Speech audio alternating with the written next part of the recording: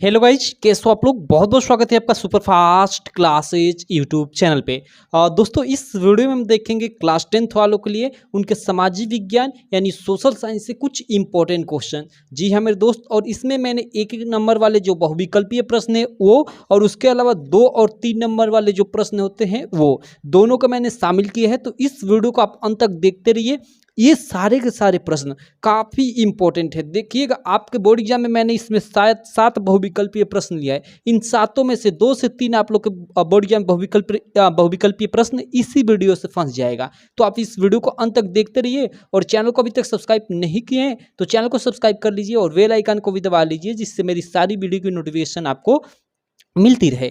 और उसके अलावा गाइज, मैं बहुत सारी वीडियो आपके बोर्ड एग्जाम से रिलेटेड बना चुका हूँ। काफ़ी मतलब जैसे हिंदी के बहुत सारे टॉपिक जो हर साल निश्चित होते हैं आते हैं, तो उन सभी का लिंक इस वीडियो के डिस्क्रिप्शन में मिल जाएगा। और बाकी आपको मेरा व्हाट्सअप नंबर इस वीडियो का अंत में मैं दे दूंगा, जहाँ पे आपको PDF, उसके अलावा वीडियो का लिंक और भी सारी चीज़ें मिलती रहती है। तो आप व्हाट्सअप ग्रुप से भी जुड़ जाइएगा और नंबर पर मैसेज कीजिएगा, आपको व्हाट्सअप ग्रुप में जोड़ दिया जाएगा। तो चलिए हम देखते हैं। सबसे पहला जो हम लोग का फर्स्ट क्वेश्चन है कि फ्रांस की क्रांति कब हुई। ठीक है, आगे थी भी हम लगा सकते हैं कि फ्रांस की क्रांति कब हुई थी।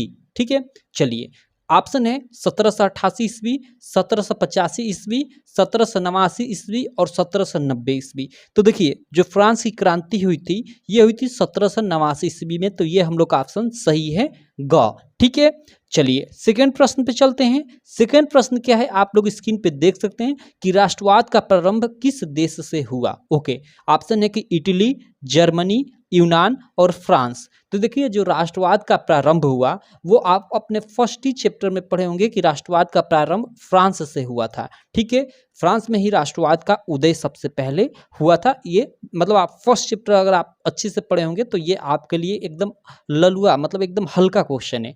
ठीक है, चलिए ये सेकंड प्रश्न हो गया। थर्ड प्रश्न हम देखते हैं। काफी ये सारे के सारे वेरी वेरी इंपॉर्टेंट प्रश्न है मेरे दोस्तों। आपका तीसरा प्रश्न क्या है, आप देख सकते हो, सविनय अवज्ञा आंदोलन कब चलाया गया। ये तीसरा प्रश्न है। तो देखिए, ऑप्शन है 1919 में, 1920 में, 1930 में और 1942 में। तो देखिए, जो सविनय अवज्ञा आंदोलन है ना, मैं बता दूं कि वो 1930 में चलाया गया था गांधी जी के द्वारा। देखिए, गांधी जी के द्वारा 3 महत्वपूर्ण आंदोलन चलाए गए थे: सविनय अवज्ञा आंदोलन, भारत छोड़ो आंदोलन और असहयोग आंदोलन। तो जहाँ 1920 में असहयोग आंदोलन चलाया गया था, और 1930 में सविनय अवज्ञा आंदोलन, और 1942 में आपका भारत छोड़ो आंदोलन चलाया गया था। तो इन तीनों आंदोलनों को आप याद रखिएगा डेट वाइज। ये आप लोग के बोर्ड एग्जाम में प्रश्न पूछता है।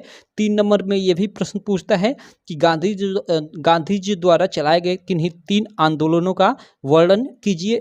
मतलब वर्णन करने को बोलेगा तो 6 मार्क में बोलेगा, या गांधी जी द्वारा चलाए गए किन्हीं 3 आंदोलनों के बारे में लिखिए, ऐसे पूछता है तो आपसे 3 मार्क में वो प्रश्न पूछेगा। तो आप इन तीनों आंदोलनों के बारे में याद रखिएगा कि 1930 में आप लोग का सविनय अवज्ञा आंदोलन हुआ, 1920 में असहयोग आंदोलन हुआ और 1942 में भारत छोड़ो आंदोलन हुआ, और ये तीनों गांधी जी द्वारा प्रारंभ किए गए आंदोलन थे। ठीक है, चलिए अगला प्रश्न देख लेते हैं। अगला प्रश्न, जलियांवाला बाग हत्याकांड कब हुआ। देखिए, ऑप्शन है 13 अप्रैल 1919, 13 अप्रैल 1929, 13 अप्रैल 1920, 13 अप्रैल 1932। इन चारों ऑप्शन से आपको ये तो एक चीज़ मतलब मालूम हो रही कि हाँ 13 अप्रैल को तो हुआ था जलियांवाला बाग हत्याकांड, लेकिन एग्जैक्टली डेट क्या होगी, 1919 होगी कि 1920 होगी कि 1929, 1932। अगर आपको मालूम नहीं है तो शायद आप मतलब ऐसे ही ट्रिक लगाओ अनजाने पे। लेकिन मैं आपको बताना चाहूँगा कि जलियांवाला बाग जो हत्याकांड हुआ था वो 13 अप्रैल 1919 में पंजाब के अमृतसर में। ठीक है, और एकदम एग्जैक्टली जगह की बात करें तो जलियांवाला बाग नामक जगह पे हुआ था। उसमें क्या हुआ था कि बहुत सारे लोग क्या होते कि एक जगह इकट्ठा हुए थे। ठीक है, और उसमें मतलब एक हाथे टाइप का था समझ जाइए, और उसमें मतलब अंदर जाने का एक ही रास्ता था। तो एक मतलब जनरल डायर था, उसी ने क्या किया था कि वो रास्ता बंद कर और सारे लोगों को गोलियां चलवा दी थी। अब क्यों चलवाई थी इसके बारे में हम लोग डिस्कस कर चुके हैं ऑलरेडी। तो आप सोशल साइंस की प्लेलिस्ट में जाइएगा, हमने डिटेल में इसको बताया हुआ है। अभी यहाँ के लिए इतना जानिए कि जलियांवाला बाग हत्याकांड 13 अप्रैल 1919 में हुआ था। ठीक है, चलिए अगला प्रश्न देख लेते हैं। अगला प्रश्न देखिए, अगला प्रश्न है कि संयुक्त राष्ट्र संघ का मुख्यालय कहाँ स्थित है। देखिए संयुक्त राष्ट्र संघ, देखिए संयुक्त राष्ट्र संघ का मुख्यालय जेनेवा, न्यूयॉर्क, लंदन, ऑस्ट्रिया कहाँ स्थित है। देखो ये फर्स्ट ऑप्शन, ये सेकंड, ये थर्ड, ये फोर्थ। आप बताओ कि जेनेवा में है कि न्यूयॉर्क में है कि लंदन में है कि ऑस्ट्रिया में है। तो देखो संयुक्त राष्ट्र संघ का मुख्यालय न्यूयॉर्क में है। ठीक है, ये आप लोग याद रखिएगा, काफ़ी इंपॉर्टेंट है, वेरी वेरी इंपॉर्टेंट है। ठीक है, चलिए आगे चलते हैं। आगे हम एक प्रश्न देखते हैं, ये भी प्रश्न काफ़ी इंपॉर्टेंट है, आप लोग देख सकते हो। ठीक है, कपास की खेती के लिए कौन सी मृदा उपयुक्त है। यानी मृदा मीन्स वही मिट्टी, कपास की जो खेती है उसके लिए कौन सी मिट्टी अच्छी होती है। ठीक है, काली मिट्टी, ठीक है, मृदा मतलब वही मिट्टी। ठीक है, तो काली मिट्टी, जलोढ़ मिट्टी, लाल मिट्टी और लेटराइट मिट्टी। तो आप बता सकते हो। देखो मतलब जो कपास होता है इसके लिए सबसे उपयुक्त जो फसल होती है वो कपास के लिए सबसे जो उपयुक्त मिट्टी होती है वो काली मिट्टी होती है। ये आप लोग याद रखिएगा। ये सारे के सारे प्रश्न आप लोग को बोर्ड एग्जाम में कई बार पूछ चुके हैं। जी हाँ मेरे दोस्त, कई बार पूछ चुके हैं। ठीक है, अब देखिए 7वां प्रश्न है कि भूमि एक ... संसाधन है। कैसा संसाधन है। यहाँ मतलब ये ... की जगह पे क्या बनाएगा कि भूमि एक संसाधन है। कैसा, मानव निर्मित संसाधन है, सौर ऊर्जा से निर्मित संसाधन है, या प्राकृतिक संसाधन है, या इनमें से कोई नहीं। तो देखिए जो भूमि है ना एक प्राकृतिक संसाधन है, क्योंकि मानव निर्मित तो है नहीं, भूमि को मानव थोड़े बनाए हैं। और सौर ऊर्जा से निर्मित, सौर ऊर्जा से तो निर्मित थोड़े होती है, सौर ऊर्जा से तो वो बैटरिया सब चार्ज होती है ना। तो ये गलत है, ये भी ऑप्शन गलत है, ये भी ऑप्शन गलत है, ये ये ऑप्शन सही है। और इनमें से कोई नहीं, तो ये सही है, तो इनमें से कोई नहीं हो ही नहीं सकता। तो प्राकृतिक, भूमि एक प्राकृतिक संसाधन है।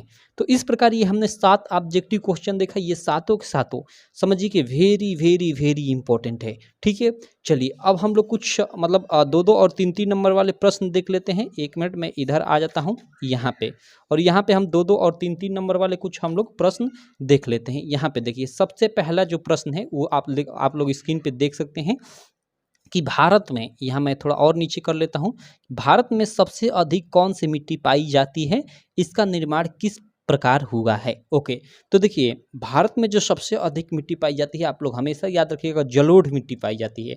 ठीक है, और इस मिट्टी का अधिकांशतः निर्माण नदियों द्वारा लाए गए अवसादों द्वारा हुआ है। नदियों द्वारा लाए गए अवसादों का कहने का मतलब कि देखिए जैसे गंगा नदी है, बाढ़ आता है तो गंगा नदी अपने पास के कई किलोमीटर दूर तक के इलाके को अपने में डुबो लेती है। तो वही नदियों द्वारा बाढ़ आ जाती है और उसी का उस मिट्टी का निर्माण होता है। तो वही कहा गया कि इसका निर्माण, इस मिट्टी का निर्माण अधिकांशतः नदियों द्वारा लाए गए अवसादों से हुआ है। किसका, जलोढ़ मिट्टी का। तो चलिए एक बार इसका मैं आंसर सीधे पढ़ देता हूँ एकदम अच्छे से। देखिए भारत में सबसे अधिक जलोढ़ मिट्टी पाई जाती है या जलोढ़ मृदा पाई जाती है। इस मिट्टी का निर्माण अधिकांशतः नदियों द्वारा लाए गए अवसादों से हुआ है। यह मिट्टी भारत की सबसे उपजाऊ मिट्टी है। ठीक है, ये भी याद रखिए कि जलोढ़ मिट्टी भारत की सबसे उपजाऊ मिट्टी है। और यह कहाँ कहाँ पाई जाती है, तो देखिए इसके बारे में हमने डिटेल में पढ़ा था। अगर आप इसको पढ़ना चाहते हैं इसके बारे में, तो आपको वही सोशल साइंस के भूगोल वाले प्लेलिस्ट में ये वीडियो इसकी मिल जाएगी। यह उत्तर प्रदेश, इधर पंजाब, बिहार, इन्हीं राज्यों में अधिक मात्रा में पाई जाती है जलोढ़ मिट्टी। ठीक है, अब चलिए हम लोग आगे चलते हैं, सेकेंड प्रश्न पे देखते हैं। सेकेंड प्रश्न क्या है, आप लोग यहाँ देख सकते हैं कि जैव और अजैव संसाधन क्या है।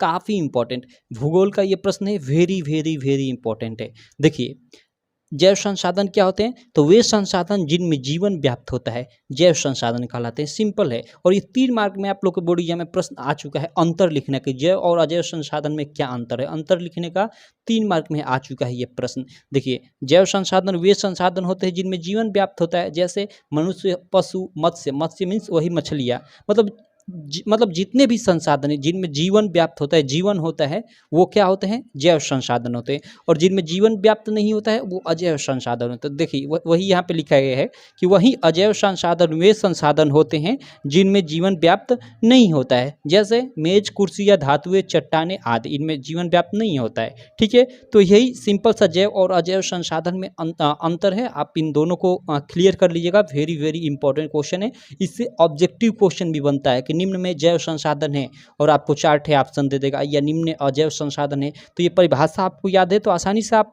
ऑब्जेक्टिव में भी इसको छांट लोगे। ठीक है, अब चलिए हम आगे कुछ प्रश्न देख लेते हैं। अगला देखिए हम लोग का प्रश्न है 3rd नंबर। 3rd प्रश्न क्या है कि असहयोग आंदोलन कब और क्यों असहयोग आंदोलन कब और क्यों वापस लिया गया। हाँ सही है। ठीक है, इसको देखते हैं। ओके, तो चलिए इस प्रश्न को देख लेते हैं हम लोग। यार थोड़ा बगल में माइक बजने लगा, तो अगर आवाज़ आपके मतलब यहाँ फ़ोन में रिकॉर्ड हो रही होगी तो आप मैनेज कर लेना। मैं आशा करता हूँ रिकॉर्ड नहीं हो रही होगी। चलिए हम लोग देख लेते हैं। देखिए थर्ड प्रश्न, असहयोग आंदोलन कब और क्यों वापस लिया गया? तो देखिए असहयोग आंदोलन 1922 ईस्वी में, असहयोग आंदोलन 1922 ईस्वी में चौरा चौरी, ठीक है, सॉरी चौरी चौरा, वही चौरा चौरी बोलते हैं, कहीं कहीं चौरी चौरा बोलते हैं, कि घटना के कारण वापस लिया गया था। इस चीज़ को आप लोग याद रखिएगा, ठीक है। और मैंने आपको बताया कि असहयोग आंदोलन कब प्रारंभ किया गया था, तो गांधी जी के द्वारा 1920 में प्रारंभ किया गया था, ठीक है। अब चलिए हम लोग अगला प्रश्न देख लेते हैं। अगला प्रश्न है कि साइमन कमीशन का गठन कब और क्यों किया गया? तो देखिए इसका आप आंसर क्या लिखोगे, इसका आप लोग आंसर लिखोगे कि साइमन कमीशन का गठन भारत में सर जॉन साइमन के नेतृत्व में 1927 में संवैधानिक सुधारों हेतु, मतलब संवैधानिक सुधारों हेतु किया गया। मतलब इसका मतलब इस संवैधानिक सुधार के लिए किया गया था साइमन कमीशन का गठन भारत में 1927 ईस्वी में, ठीक है। इसमें एक भी भारतीय सदस्य न होने के कारण इसका विरोध हुआ। इसका विरोध क्यों हुआ? तो इसमें क्योंकि इसमें एक भी भारतीय सदस्य शामिल नहीं थे, इसी कारण इसका विरोध हुआ। किसका? साइमन कमीशन का, ठीक है। तो इस तरह से आप लोग लिख सकते हो इसकी एक तरह से इस क्वेश्चन का आंसर। तो मैं आशा करता हूँ ये सारे के सारे क्वेश्चन आपको काफ़ी अच्छे लगे होंगे, ठीक है। मैंने केवल अभी 4 ही प्रश्न इसमें लिया था, ठीक है। उसके अलावा आप और भी ज़्यादा पढ़ना चाहते हैं सोशल साइंस के, तो सोशल साइंस का लिंक इस वीडियो के आपको डिस्क्रिप्शन में मिल जाएगा, आप जाइए। मैंने बहुत सारी और भी वीडियो बनाई हैं सोशल साइंस पे, ठीक है। तो चलिए तब तक के लिए थैंक यू। आशा करता हूँ आपको ये वीडियो अच्छी लगी होगी। वीडियो अच्छी लगी तो चैनल को सब्सक्राइब करना, वीडियो को लाइक करना और अपने सारे दोस्तों में इस वीडियो को शेयर करना बिल्कुल मत भूलना, ठीक है। चलिए मिलते हैं आपसे अगली वीडियो में।